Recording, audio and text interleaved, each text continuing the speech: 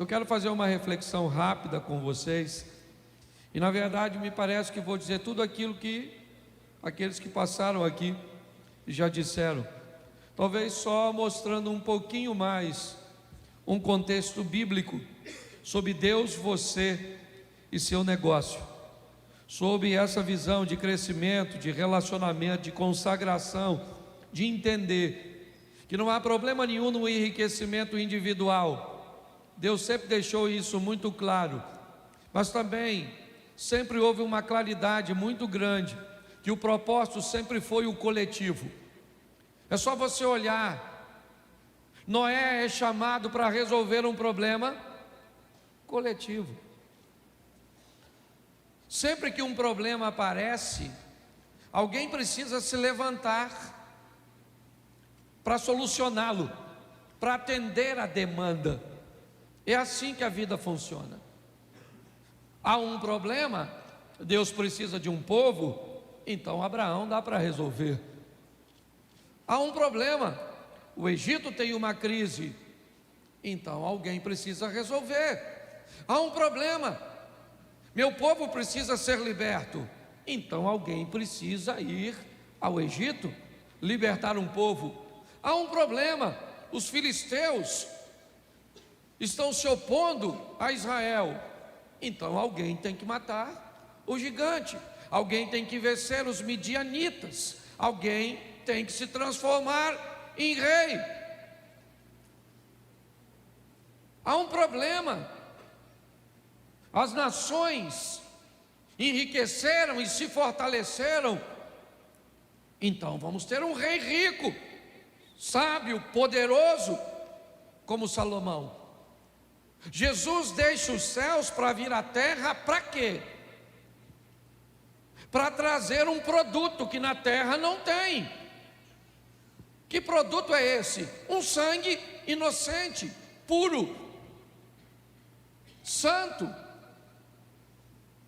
Porque nós estamos ouvindo aqui desde 2 da tarde, de 14 horas, que resolver problemas é aquilo que traz enriquecimento.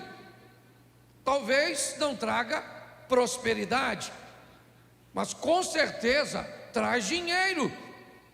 Se você quer dinheiro, resolva problema de pessoas. E quanto maior for o nicho de solução, de problemática, mais dinheiro você ganha. Um cara recebe notoriedade porque cria um computador, mas um indivíduo que pega um computador e bota em todos os lares, esse fica milionário, bilionário. Porque quanto maior for o seu poder de ação, inevitavelmente mais oportunidades você tem de receber notoriedade e de trazer para a sua vida enriquecimento. Nós trabalhamos muito mais do que dinheiro, porque nós trabalhamos com prosperidade. E riqueza me parece que é ter muito de uma coisa só, e prosperidade é ter mais do que o suficiente de tudo aquilo que se precisa.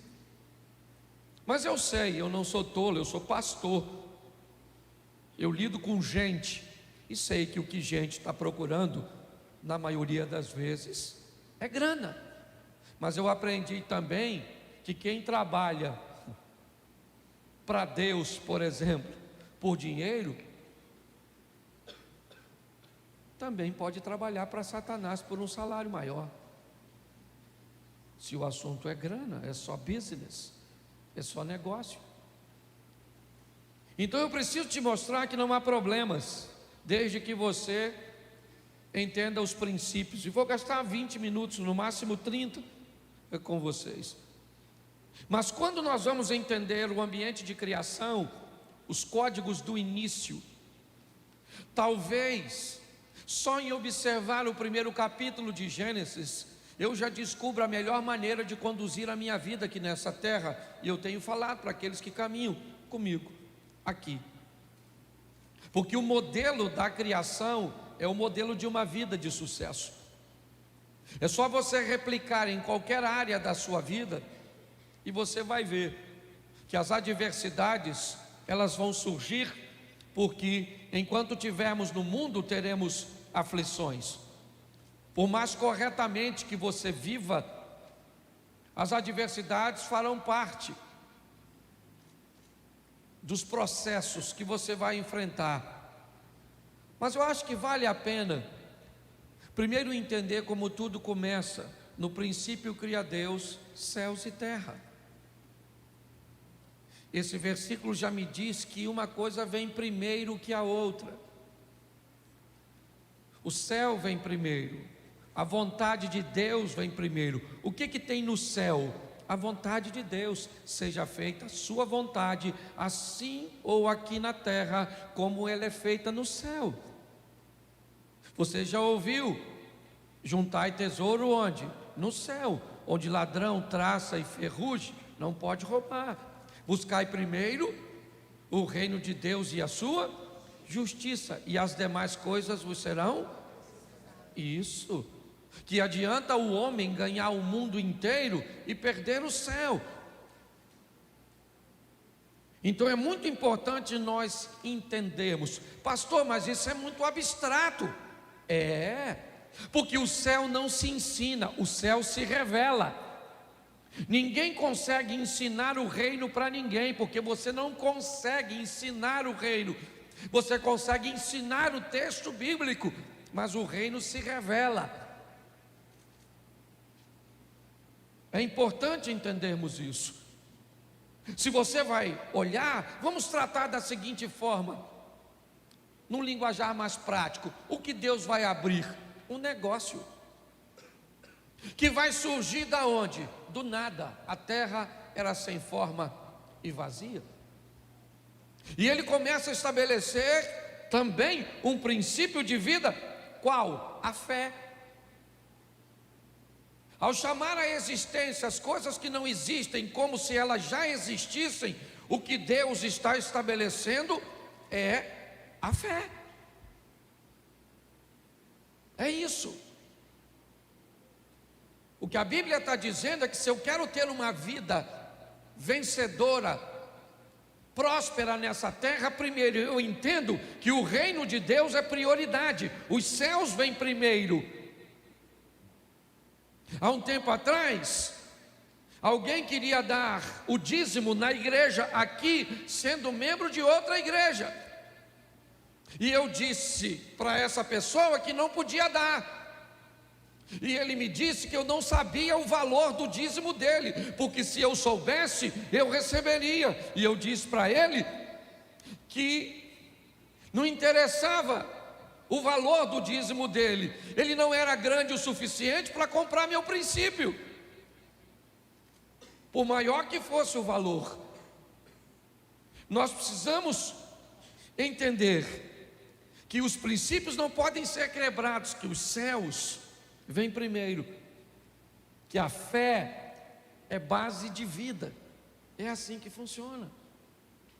E que a primeira coisa que Deus vai criar é luz,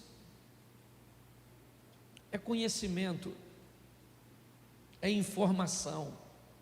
Antes de fazer qualquer coisa, Deus diz: haja luz. Uma palavra muito associada com conhecimento, e as trevas têm associação com ignorância. O que você sabe sobre o que você faz?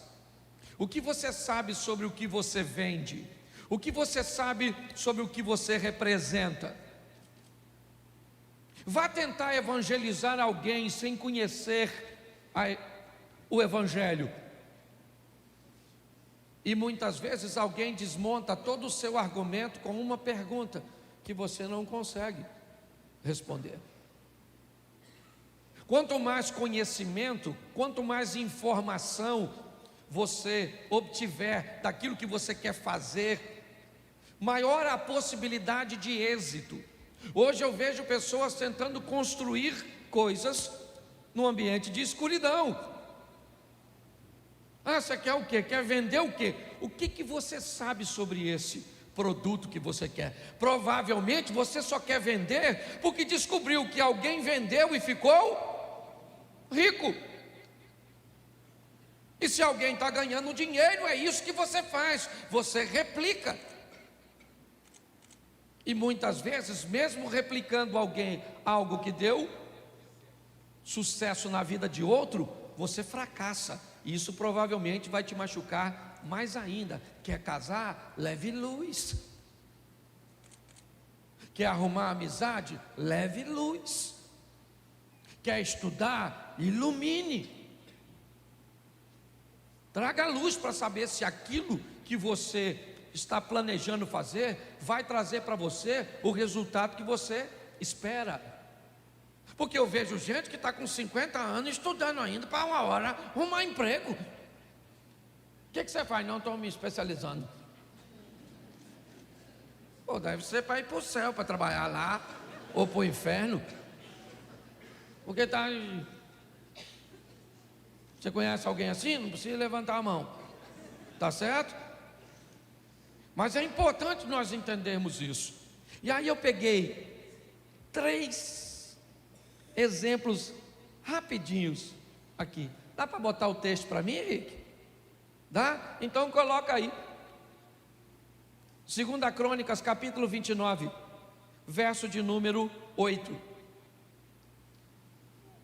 Vamos lá rapidinho. 2 Crônicas 29, 8.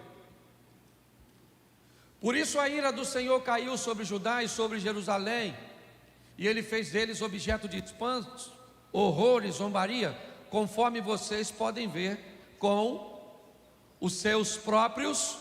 Preste atenção, estou falando de Ezequias. 25 anos de idade tem esse garoto, esse jovem, quando assume a bomba, o reino falido deixado pelo seu pai. Pensa num cara, Zé Mané, Zé Ruela, é o pai de Ezequias. O nome dele é Acais. O cara foi tão ruim, Eliezer, que até na hora de enterrar ele, não botaram no mesmo túmulo dos outros que estava morto. Parece que o defunto ia reclamar: não põe aqui. Pegaram ele e falaram: isso é ruim demais, bota num sozinho aí para não ter reclamação. Quem sabe ele não ressuscita na ressurreição do Cristo. E aí o reino caiu na mão de um garoto de 25 anos de idade. Porque problema não tem idade para aparecer, meu filho. A hora que ele chegou, problema só cria 2 tipos de pessoa: a vítima ou os fortes. É assim que funciona. E se está ferido e acha que sua saliva tem substância terapêutica, lamba suas feridas. Se não, meu irmão, erga a cabeça e vamos embora, vida que segue. O que nós temos aqui? Nós temos um problema. O que nós temos aqui é um problema. Por quê? Porque Jerusalém está sendo atacada o tempo inteiro, e agora por assírios ou por sírios, arameus, agora me falha a memória, mas ele está enfrentando a adversidade. Esse é um problema, e esse problema precisa ser resolvido. Isso precisa ser sanado, e alguém vai ter que se levantar para resolver. Mas como é que eu resolvo um problema? Pastor, eu não sei como resolver. Capítulo 29 ainda, põe para mim, verso 5, volta aí. E disse: escutem-me, levitas, consagrem-se agora, e consagrem o templo do Senhor, o Deus dos seus antepassados, e tire tudo o que é impuro do santuário. Verso seguinte: nossos pais foram infiéis, fizeram o que o Senhor nosso Deus reprova, e o abandonaram, desviaram o rosto do local da habitação do Senhor, e deram-lhe as costas. Verso 7: também fecharam as portas do pórtico, apagaram as lâmpadas, não queimaram incenso, nem apresentaram holocausto no Deus, ou no santuário para o Deus de Israel.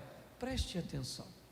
Enquanto no verso 8 nós temos o problema, do verso 5 ao 7 nós temos o causador do problema. Preste atenção. Ezequias tem um problema, mas para resolver ele precisa saber o motivo pelo qual aquele problema aconteceu. Tem pessoas que quando se deparam com um problema, tem muitas vezes a ânsia de resolvê-lo de uma forma tão imediata que esquece de uma coisa crucial: descobrir o que causou.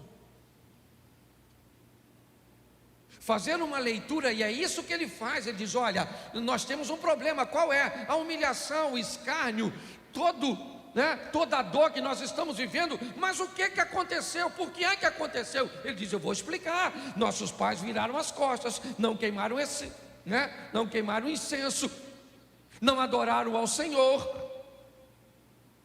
Ele descobre então o motivo. Hoje você tem um problema na sua empresa, beleza, está tudo certo. Qual é o problema? Falta de grana. Qual é o problema? Eu não vendo. Qual é o problema? Eu não consigo pessoas qualificadas. Tá bom. Se você tem um problema, você precisa descobrir o que você precisa fazer. Bom, se quando você vai arrumar um funcionário qualificado, você quer pagar banana, não se espante se você só tiver macaco trabalhando para você. Pessoas qualificadas, elas precisam de uma remuneração diferenciada. Então talvez o seu fracasso tenha a ver muitas vezes com a sua postura empresarial. Você precisa descobrir o motivo. Vai lá e olha, e saiba de uma coisa: se ele estiver em você, a visibilidade vai ser muito difícil, porque defeito em nós é como caroço de feijão no dente. Porque caroço de feijão no dente você vê nitidamente, desde que esteja no dente dos outros. Sim, a Bíblia usa um exemplo que eu às vezes acho horroroso, mas, aliás, ela não usa o exemplo, eu uso o exemplo para dar discernimento do texto. Examinai o homem a si mesmo e vede se não está reprovado. Para mim não tem nada mais expressivo, exemplo de autoexame, do que limpar-se no banheiro. Sim, você vai no banheiro, faz suas necessidades, você limpa e joga o papel fora? Sim ou não? Sim ou não? Claro que não. Você limpa, examina aí. Eu acho que não está bom não, aqui não. Vou jogar isso aqui fora. Aí você pega de novo, passa, joga fora? Não, limpa. A direita limpou, mas a esquerda ainda está meio danificada.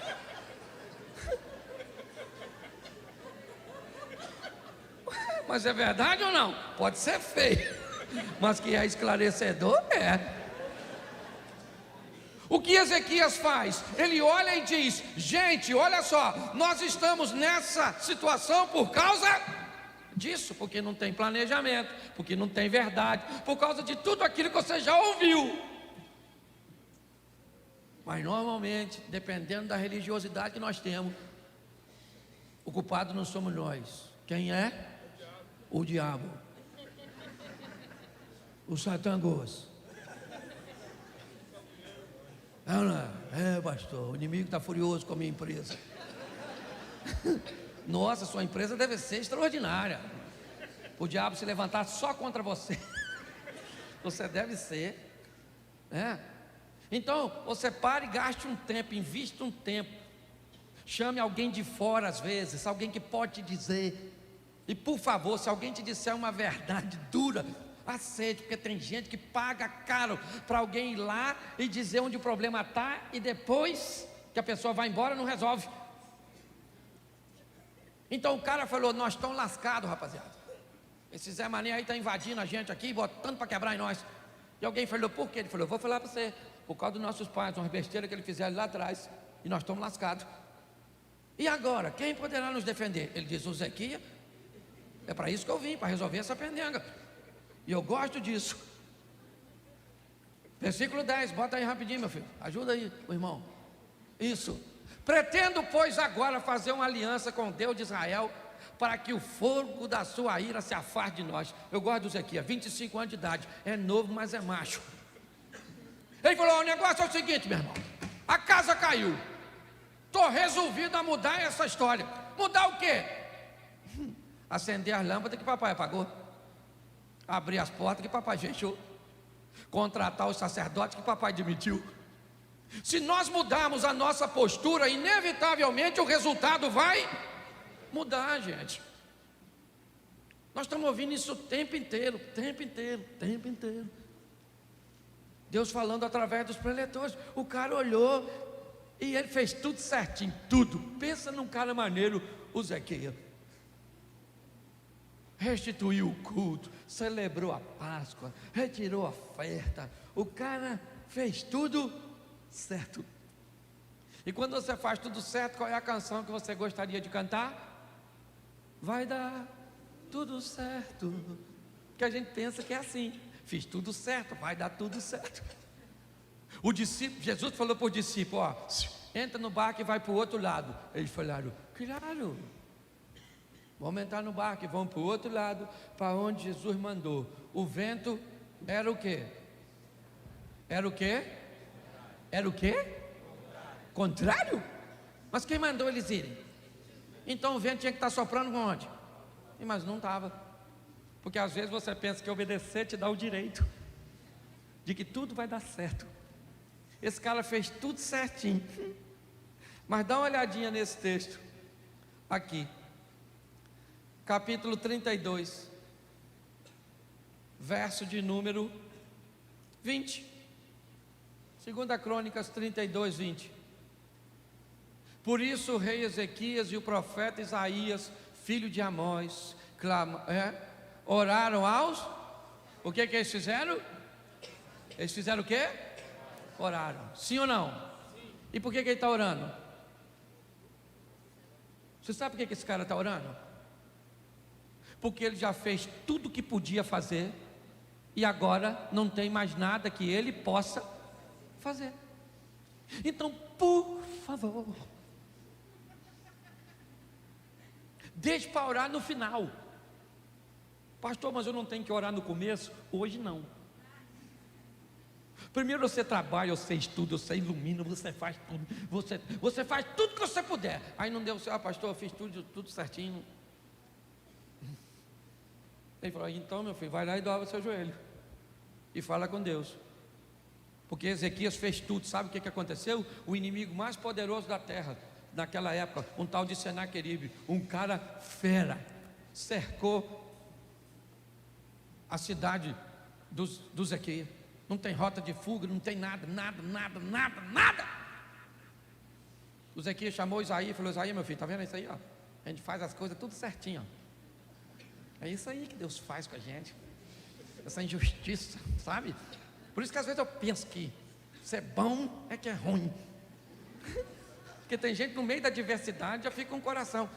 Ezequias falou: Isaías, meu filho, olha você naquele meio, ó. Está pensando que é papai que está aqui. Sou Acaz não, rapaz, sou Ezequias. Vamos falar com Deus. E falou com Deus. Eu imagino que ele deve ter falado assim, orando: Senhor, olha aí o Senaqueribe me ameaçando, falando que vai invadir. Ele falou mal do Senhor, viu? Estou fazendo fofoca não, mas se eu sou o Senhor, eu não deixo ninguém falar assim não. Aí Deus falou com o anjo, falou: dá um pulinho lá, resolve essa parada lá. Porque tem coisa, meu filho, que por mais expertise que você tenha, você não resolve. E se o mundo espiritual se levantar e contar: você não acredita no mundo espiritual não? Vai ver quando você morrer. Vai ver. Ou com asinha ou com chifrinho, mas vai ver. Para onde você vai eu não sei. Eu já não sei nem para onde eu quanto mais você. Eu já falei isso aqui, né? Que no céu nós vamos ter 3 surpresas. Qual é a primeira? Cheguei, cara. Eu vim, maluco. Nossa, tô surpreso. Segunda surpresa? Você aqui. Nossa, o céu já está mal frequentado. Terceira surpresa. Cadê fulano? Não veio, alguém tinha que ficar, é ou não é? Então pare, entenda uma coisa. Você está rindo? Tem uma coisa nessa vida que ninguém pode fazer por você, sabe o que é? A sua parte. A sua parte não faz. O tal do Moisés, lembra do Moisés? Moisés, lembra dele? Moisés, aquele lá, o gaguinho. Lembra dele? O dia que Deus foi dar uma dura nele, que ele tinha mexido na água. Tá? Falou, qual é, Moisés? Não mandei você. Foi lá com... E Deus falou, que é uma obra, rapaz? Vai ser homem e feliz. Olha só, o Moisés está lá. O faraó está vindo. O Moisés falou, vou orar, gente, vou orar para Deus dar um livramento. E orou. Deus falou, Moisés, o faraó está vindo. Não é hora de... O que você tem na mão? Um cajado. Então, meu filho, acorda, Moisés. Bota o cajado e abre esse mar. Porque o milagre vai acontecer com aquilo que você tem na mão. Não interessa se é pouco ou é muito. O que interessa é o Deus que está por detrás de você. Pare de orar para a dificuldade. É assim que funciona. Eu gosto desse camarada, por quê? Porque ele ora e Deus manda um anjo só, nem manda 2, que é para não ter problema de fogo amigo. O anjo chegou lá e resolveu o problema. Então aprenda uma coisa, você vai lidar com o negócio? Vai. Faça tudo o que você puder, dentro dos princípios. E quando não funcionar, aí você vai lá e faz o que a Bíblia manda você fazer. Fala com o chefe dos crentes. Vai lá direto na diretoria. Fala, Senhor, não pede ninguém para ir não, vai você direto. Fala, Senhor, eu vim aqui falar com o Senhor, não quero saber de ninguém. É eu e o Senhor. Faz igual aquela mulher, quando foi lá falar com Eliseu. Segunda coisa que eu quero te falar aqui, rapidinho. Eu acho isso o maior barato. Eclesiastes 9:10, bota aí. Já foi usado aqui, mas eu quero mostrar de novo aqui, ó. Tudo,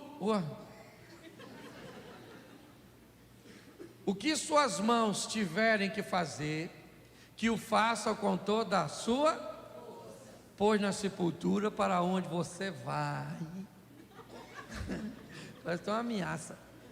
Não há atividade, nem planejamento, não há conhecimento, nem sabedoria. A Bíblia está dizendo que tudo que vier para você fazer, faça da melhor maneira que você puder.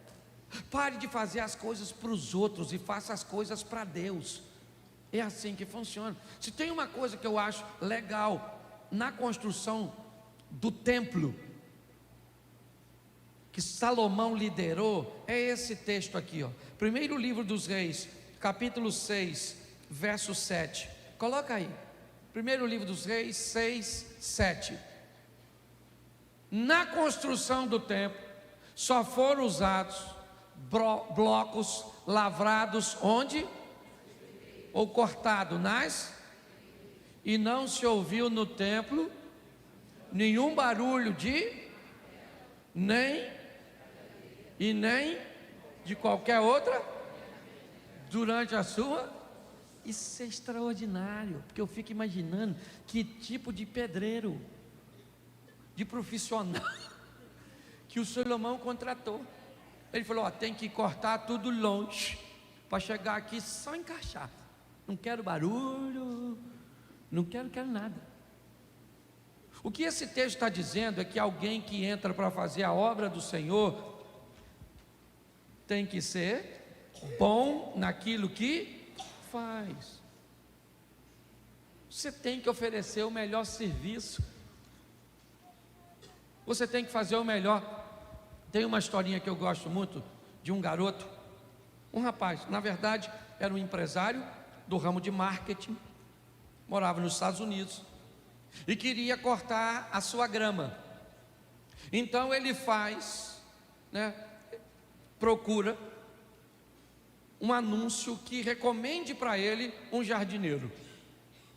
Horas depois, um garoto de 19 anos, mais ou menos, 20 anos, bate na porta dele com uma picape trazendo consigo as ferramentas. Ele achou estranho um garoto daquela idade, um menino bem aparentado, e o menino cortou a grama dele toda, podou, botou tudo dentro de sacos, botou na picape, e ele ficou olhando aquele garoto prestando um serviço tão legal, ele entusiasmado, quando no final o garoto virou para ele e falou assim: moço, deixa eu fazer um pedido ao senhor, será que o senhor deixaria eu usar seu telefone? Ele achou o pedido estranho, mas o menino fez um serviço tão legal, que ele disse: claro, pode usar. Mas ele, intrigado com o pedido, foi prestar atenção, foi ouvir para quem o menino ia ligar. E de repente o menino ligou e falou assim: ô minha senhora, boa tarde, a senhora não está precisando de um jardineiro? Ela disse: não, eu já tenho um. Ele disse: mas eu corto a grama e levo todo o lixo. Ela disse: mas o meu jardineiro também faz isso. Ele disse: mas eu ainda podo. Ela disse: o meu jardineiro também faz as podas. E ele disse: mas eu lubrifico e deixo as ferramentas tudo arrumadinho. Ela disse: o meu jardineiro também faz isso. Ele disse: olha, mas o meu preço é muito bom. Ela disse: mas eu estou muito satisfeito com o preço do meu jardineiro.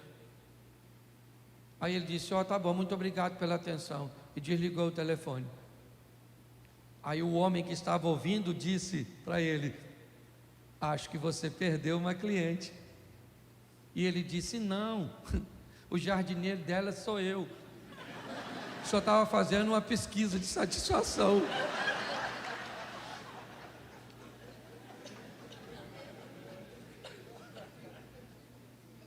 Você sabia que quando você presta um serviço ruim ou você dá um exemplo negativo, isso se replica 3, 4 vezes ou até mais do que quando você faz um serviço bom? Talvez você não está prosperando porque é ruim mesmo. Não tem nada a ver com Satanás não, é você mesmo. Você não tem nem chifre e é ruim. Tá rindo? Cuidado, tá rindo de tu. Deixa eu usar aqui o último, que até eu já estou cansado. Eu não dormi, eu estava em Belém. Ontem, falei em Belém, saí de lá 3h30 da manhã. Eu não sei que hora é, não sei se eu como, se eu não como, se eu tomo banho. Não sei mais nada, nem sei quem eu sou. Mas deixa eu te mostrar o último texto aqui. Gênesis 41:15. Presta atenção nesse cara, porque ele é extraordinário.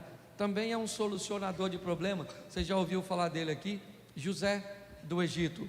Então, ou melhor, o faraó disse a José: tive um sonho que ninguém consegue, mas ouvi falar que você, ao ouvir um sonho, é capaz de interpretá-lo. Esse cara vai virar um governador? Por quê? Por que ele vai virar um governador? Porque ele é capaz de solucionar um problema que ninguém soluciona, meu filho. Você quer fazer o que todo mundo está fazendo? Vai acontecer com você? Nada. Você tem que falar assim: o que eu tenho que solucionar? Algo que ninguém soluciona. Um cara estava estudando, lendo, e começou a ficar cansado. E aí, para desestressar, para dar um alívio, em seu momento de estudos, ele abriu a porta e foi caminhar no jardim. Quando de repente ele volta para dentro de casa, ele olha para as suas pernas, está cheio de carrapicho. Ele começa a tirar os carrapichos, essa praga, colou tudo aqui. Aí ele pensou, como é que esse carrapicho colou aqui no meio? Ele não tem cola. Aí ele botou numa lupa, levou para um microscópio e criou o velcro. Aí toda vez que você faz assim, ó, num velcro, ele ganha dinheiro. Porque ele pensou em algo que você não pensou. Presta atenção, esse cara vai resolver um problema que ninguém pode resolver. Pelo menos foi o que o faraó disse para ele. Olha só, tive um sonho que ninguém, mas eu ouvi falar que você, ao ouvir um sonho, você é capaz de, verso 45, o verso 25 ainda do capítulo 41, põe no verso 25, presta atenção nesse camarada, é só ir do 15 por 25,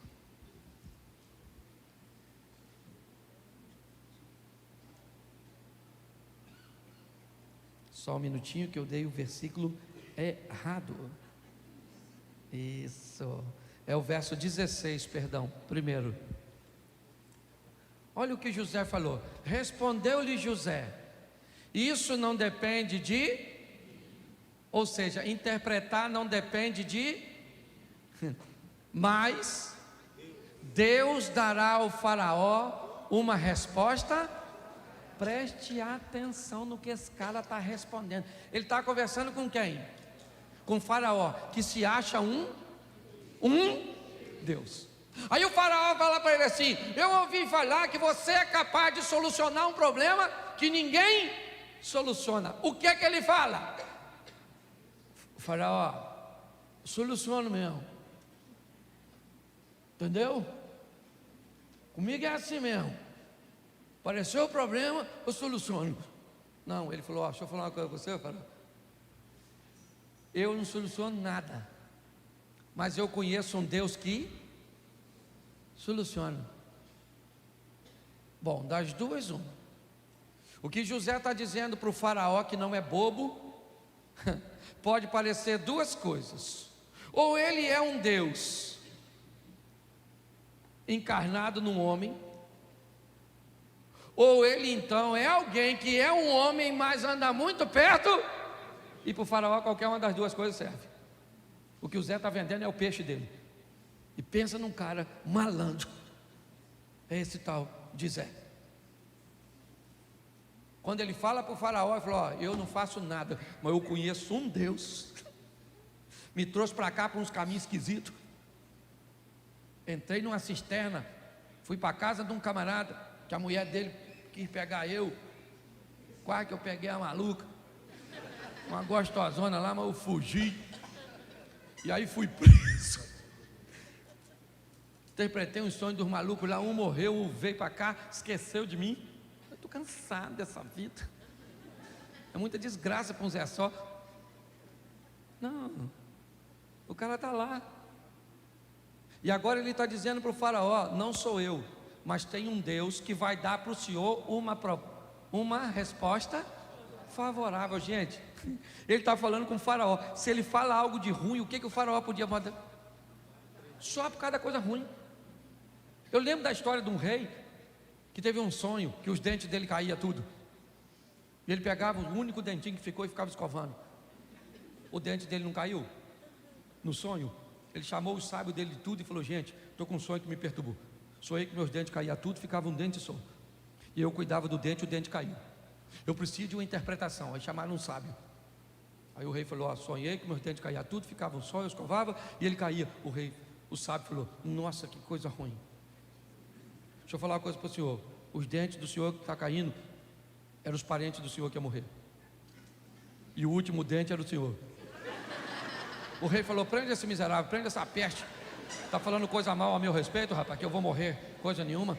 Prenderam ele. Ele falou: vê se arruma outro sábio aí. Foram lá na casa de um sábio longe, falou: olha, o rei está mandando chamar você. Eu vou logo falando, cuidado com o que você vai falar, porque o outro já foi preso. Aí ele falou: vamos embora. Contaram para ele o que foi. Aí o outro sábio chegou e falou: eu sonhei que meus dentes caía tudo, ficava um dente só. Eu escovava o dente caía também. O que significa? O sábio falou: isso é um negócio extraordinário. Rapaz, louvado seja Deus. Vida longa ao rei. Ei, mas o que significa? Isso é longevidade. O que esse sonho está dizendo? Que o senhor vai viver muito mais que todos os seus familiares. Ele falou: é isso aí. Dá presente para ele. Falou coisa boa a meu respeito. Ganhou os presentes. Na saída um cara falou assim: maluco, você falou a mesma coisa que o outro. O outro falou que os parentes morrem primeiro e ele morre por último. Você falou que ele vive mais que os outros. Ele falou: pois é, eu falei a mesma coisa. Por isso que tem gente vendendo coisa que você não consegue vender, porque faz diferente. Deus está te machucando, né? Podia ter ficado na palestra anterior. Nossa, você virou uma tortura. Essa hora você cansado e as coisas ficando cada vez mais contra você. Eu gosto disso, porque isso é algo que só vai crescendo. Bota o verso 25 do 41. Olha o que José diz agora para o faraó. O faraó teve um único sonho, aquele sonho da vaca magra, da vaca gordinha, lembra? Da vaquinha magrinha que comia gordinha, de uma espiga, que não sei como é que alguém sonha com espiga que come outra. Isso parece os vegetais, um desenho animado, sei lá, Alice. Também não sou obrigado a saber tudo. Ele disse: o José falou para o faraó, o senhor teve um sonho, disse-lhe José. E o que aconteceu nesse sonho? Deus revelou o que está para... Cara, esse José é fera. Olha o que ele fala para o faraó. Aí, faraó, Deus está conversando com o senhor. No versículo anterior, ele disse que Deus conversava com ele. Eu não interpreto o sonho, mas eu conheço um Deus que se colocou lá Agora ele diz para o faraó: aí, faraó, Deus está falando com o senhor algo que vai acontecer. José sobe, mas leva o faraó com ele, porque quem segura os outros embaixo também tem que ficar embaixo quando você quer impedir alguém de crescer. Tenta segurar alguém para que ele não cresça, e você vai ver o que acontece contigo. Você não tem oportunidade de crescer, você está gastando tanto tempo, sabe, para lutar contra o sucesso dos outros, que o seu também não acontece. Eu gosto desse cara, porque ele agora fala para o faraó: Deus está falando com o senhor sobre o futuro. Faraó, eu imagino o faraó: é isso aí mesmo, Deus conversando com o outro. Pô, esse Zé é maneiro, hein? Fala as coisas que a gente gosta, parece estelionatário. Ficou ruim agora, né? Põe o verso 32. Eu gosto desse diálogo, que ele é muito maneiro. Olha o que José fala. Aí quem trabalha com venda. O sonho veio ao faraó 2 vezes, porque já foi decidido por Deus, que se apressa em realizar. Escassez. Faraó, não dá para pensar muito. Apressa, faraó. Apressa. Pô, se esse cara não é malandro, se não há sabedoria, aliás, é um sábio conversando com o outro, que nunca discuta com um tolo, porque senão ele te leva para o campo de batalha dele e te lasca. Não adianta discutir com. Se um tolo falar que tomate é maçã, deixa ele fazer salada. Quando nós olhamos aqui, o que o faraó quer? Alguém que interprete o sonho, sim ou não? Só isso.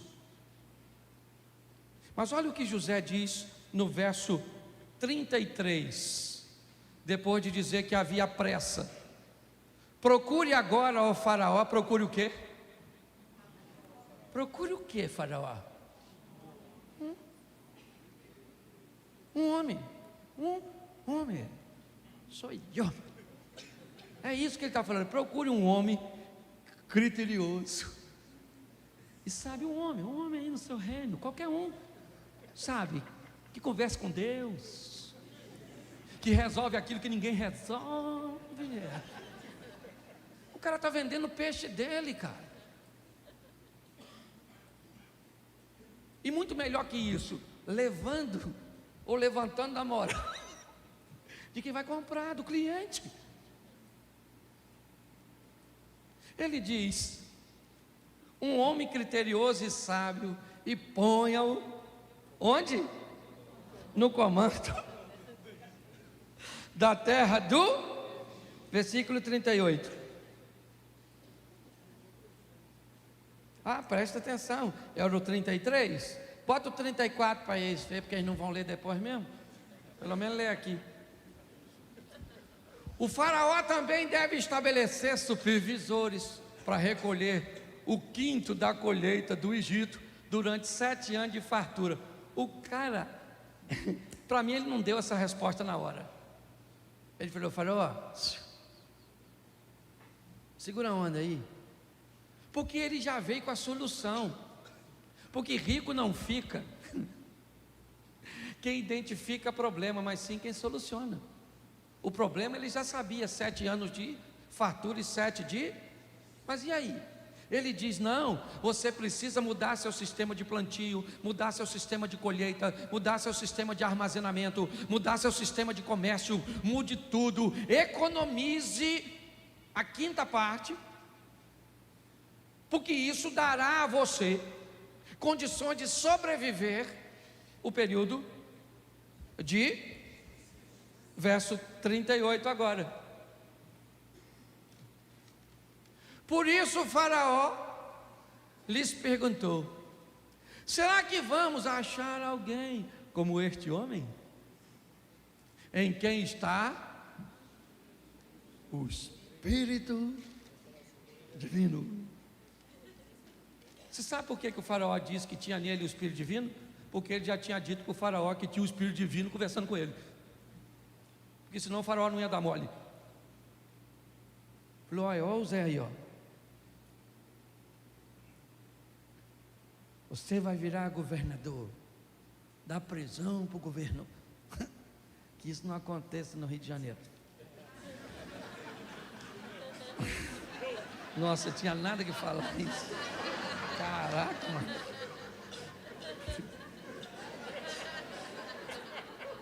Acabou. Ô Jesus, me perdoa. Troço tão sério aqui. Acabou. Perdi a linha do raciocínio. O Satanás me perturbando. O inimigo, Eliseu, o inimigo está furioso. Mas escute só. Vamos aqui, só para você entender. Só para você entender. O cara virou governador. E que governador, diga-se de passagem. Ele podia ir na casa do Potifar, que botou ele na cadeia. Falei: e aí, maluco? Sou governador dessa jossa agora. Fala aí que eu peguei sua mulher. Fala aí, maluca. Não peguei você porque não quis. Ficava me dando mole. Fericido. E você cala a boca, chifruto. Se mede comigo não. Ele foi? Não tem tempo para vingança. Não tem tempo para isso, porque estão falando, porque deixa de falar. Invista em você. Seja o melhor. Não melhor que os outros, melhor que você. Fale com Deus para te dar umas ideias. É isso que eu falo. Às vezes eu vou orar para o Senhor me dar uma palavra, pregar o que todo mundo está pregando. Não, eu não quero pregar não. Do mesmo jeito dos outros. Não, eu quero pregar do jeito que ninguém está pregando. Quero falar o que ninguém está falando. Quero viver o que ninguém está vivendo. É isso que eu estou afim disso. Então fala: não, isso é soberba. Não, meu filho. Isso é pegar o melhor. Saia daqui hoje para viver o sensacional, o incrível. Deus não te trouxe aqui à toa. Deus te deu a oportunidade, eu tenho te dado a oportunidade. É isso que nós aprendemos na Bíblia.